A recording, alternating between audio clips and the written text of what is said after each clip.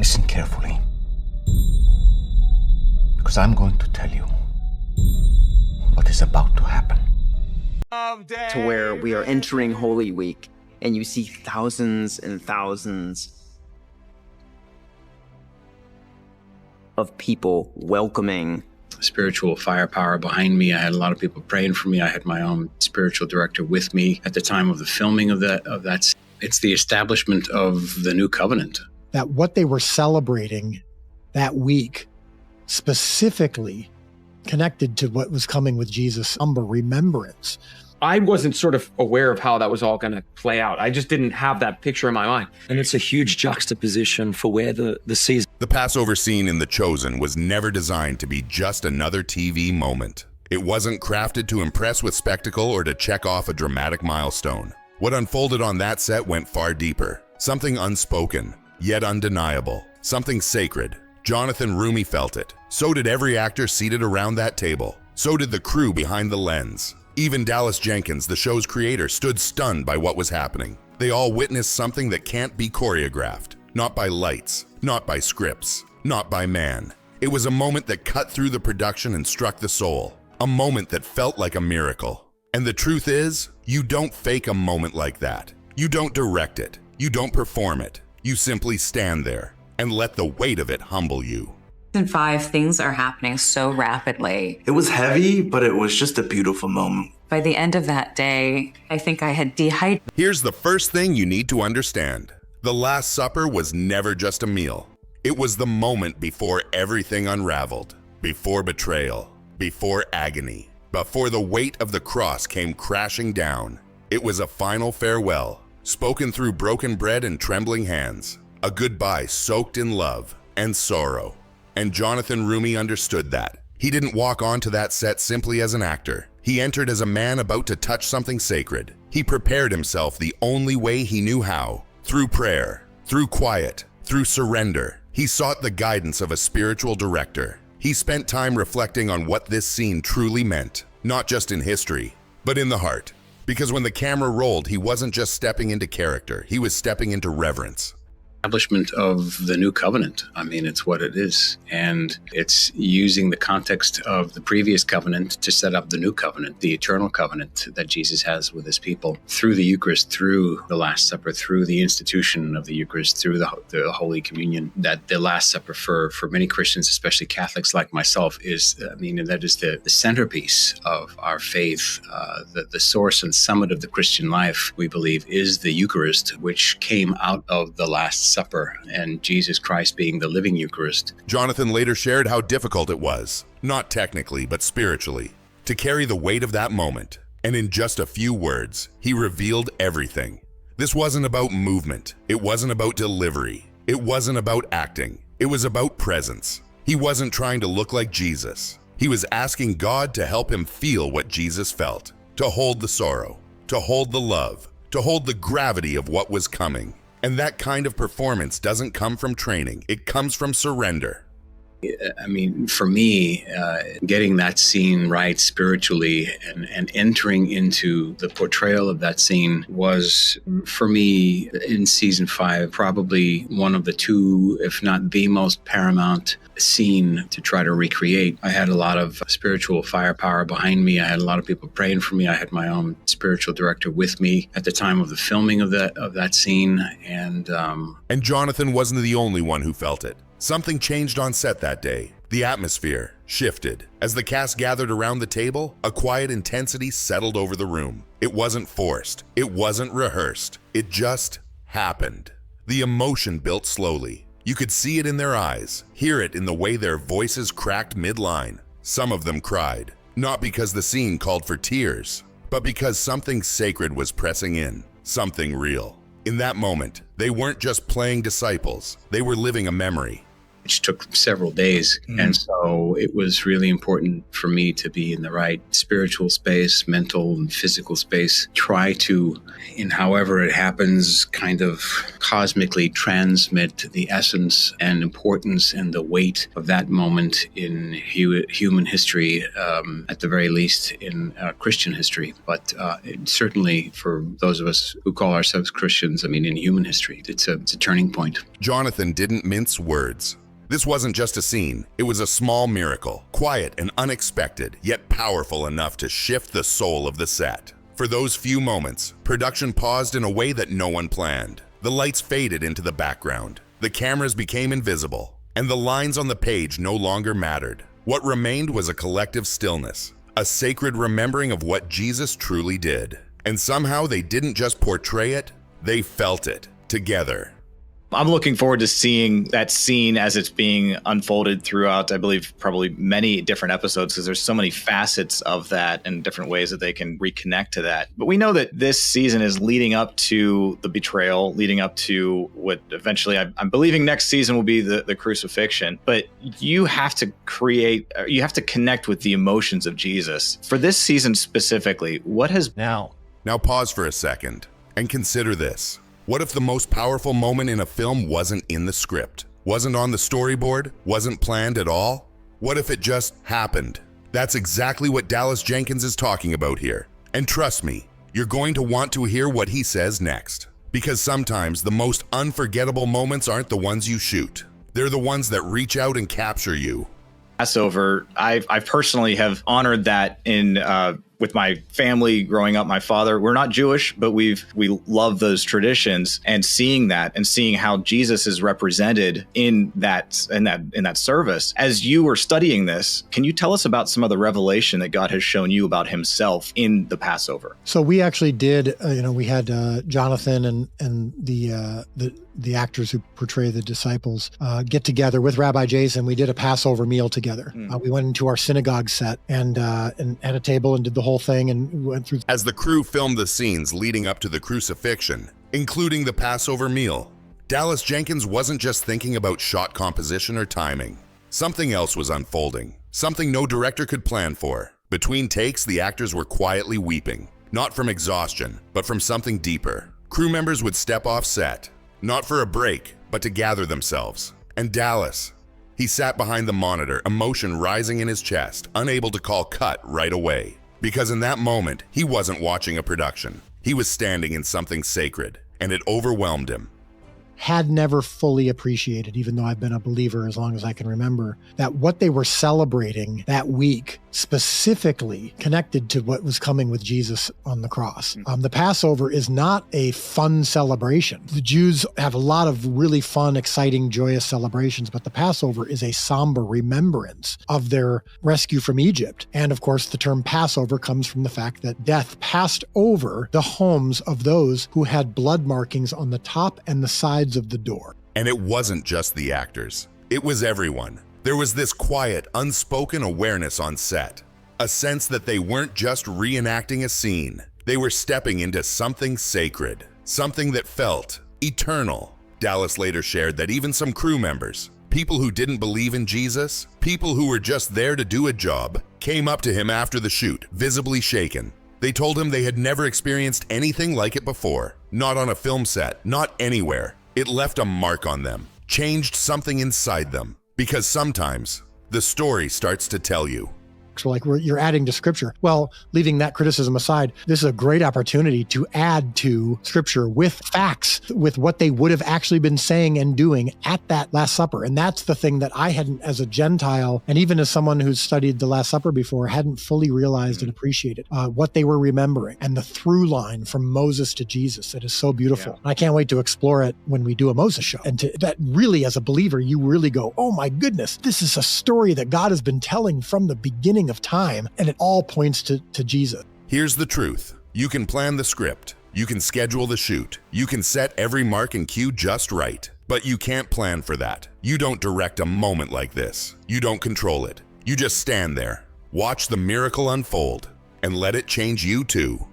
Things are happening so rapidly and so unexpectedly that I don't think anyone has a moment to breathe, let alone reconnect or, explore human connections. And so I think this season, everything's just a little different and a little more focused on what's about. Elizabeth Tabish, who plays Mary Magdalene, later reflected on the pace of it all. Everything was moving fast. So fast, in fact, the cast could barely catch their breath between scenes. There was hardly any time to pause, to process what they were actually stepping into. And then, there was Jesus. His behavior in these final hours felt different, new, unfamiliar. The tone had shifted. Something deeper was happening beneath the surface, and all of them, every cast member, were trying to keep up, to follow his steps, to understand where this was all leading, both on screen and in their hearts. Getting that scene right spiritually and entering into the portrayal of that scene was, for me, in season 5, probably one of the two, if not the most paramount. Just listen to the way she speaks about it. This wasn't just another scene. It was one of the most powerful moments ever written for the women of The Chosen, and you can hear it in her voice. The weight, the reverence, the truth of it all. Scene to try to recreate. I had a lot of spiritual firepower behind me. I had a lot of people praying for me. I had my own spiritual director with me at the time of the filming of that scene, and which took several days. There's this effort, this almost cosmic responsibility to try and transmit the true essence and weight of that moment in history. At the very least, in Christian history, it stands as one of the most sacred turning points. This season, everything has been leading towards something greater. And I believe next season we'll step directly into the crucifixion. But for now, right now, the focus has been on connecting deeply with the emotions of Jesus, not just portraying him, but feeling what he felt in these final hours. And personally for me, the Passover scene has always carried a deep weight. It's something I've honored in my own life. So bringing that into this season, that was my motivation. To try to, in however it happens, kind of cosmically transmit the essence and importance and the weight of that moment in human history, at the very least in Christian history. But it certainly trail leading up to what eventually I'm believing next season will be the crucifixion. Yeah. But you have to connect with the emotions of Jesus. For this season specifically, what has been your motivation? I know with the Passover, I personally have honored that in... And then came the preparation. The cast sat down with Rabbi Jason Sobel, learning how the Passover was truly celebrated, not in broad strokes, but down to the smallest, most sacred details. The posture, the hand used for each gesture, the rhythm of the blessings. Every moment mattered. But this wasn't just about getting it right for the camera. It was about understanding the weight behind each action, feeling it, entering into it, so that when the scene was filmed, it wouldn't just look accurate. It would be real. Get together with Rabbi Jason. We did a Passover meal together. We went into our synagogue set and at a table and did the whole thing and went through some of the liturgy. And we did that before we filmed the Last Supper sequence. And that's the thing that I had never fully appreciated, even though I've been a believer as long as I can remember, that what they were celebrating that week specifically connected to what was coming with Jesus on the cross. The Passover is not a fun celebration. The Jews have a lot of really fun, exciting, joyous celebrations. And when the cameras finally rolled, you could feel it. Something was about to happen on set. Something no one could quite name, but everyone sensed. Paris Patel, who plays Matthew, said emotions hit him in ways he didn't expect. Not the ones written into the script, not the ones you rehearse. These were deeper, more personal. They rose up from somewhere unspoken, as if the moment reached past performance and touched something real inside him. Where else have we experienced or known blood on the top and on the sides? You might not be able to see my arms, but they're spread out, and you know that blood of Jesus's wrists and the blood from the crown of thorns is in the same arrangement as the blood on the doorposts that death passed over. And so it brings a lot of weight to the first communion we experienced. This wasn't just a reenactment. It was something alive, something sacred, something that moved even the actors to tears. Tears they couldn't always explain. And now, that miracle is making its way to the screen. To you. Yes, you. You're about to feel it too. Not just watch it. Feel it. And here's the thing. When you hear what the rest of the cast had to say, one truth becomes even clearer. So take a moment, lean in, and listen. It was a really surreal and special time filming that, because we filmed it for 6 days in a row. And actually, on our side of the table once, we had to come back to get our coverage at like 3 a.m. So we were constantly kind of interweaving all of this Last Supper stuff. And it was amazing. First of all, just for me, like, we celebrate Passover every year. So it was fun to kind of bring that part of our home life onto the screen. But what was the thing that you knew, that you hide something? Oh, well, the matzah. And I was like, that's my favorite part. But no, it just like, it was so surreal. It felt like time stood still, because it truly did. Noah James remembers the Last Supper scene vividly. He said the emotions came flooding in without warning. There was no need to think about how to act, no need to search for the right expression, because the weight of the moment, it simply took over. It felt like they had all stepped into something holy, something far beyond a set, or a script, or a camera lens. And it changed them, every one of them. As your characters. Yeah, can I just say, from a personal aspect, I learned so much about what Passover is all about. And actually something that, I've kind of forgotten about is we all a few of us sat down for a Passover meal and learnt how everything happens. And these are the types of details that this show excels at. It's the historical drama aspect of it, putting you in that world that you kind of forget when you may listen to this. Like, I grew up Greek Orthodox, and hearing about the Last Supper, I was not thinking about what was on the table. Not that that's the most important thing.